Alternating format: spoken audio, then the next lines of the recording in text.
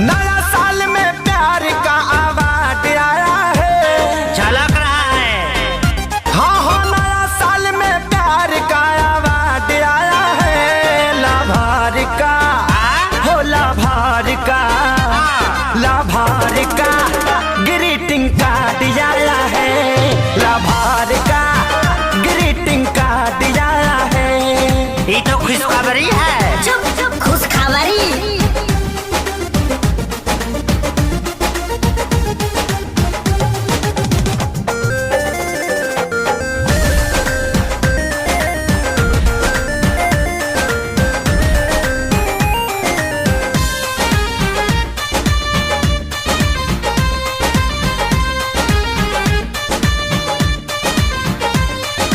पढ़ा हूँ जब से शायरी में तो हो गया हूँ घायल।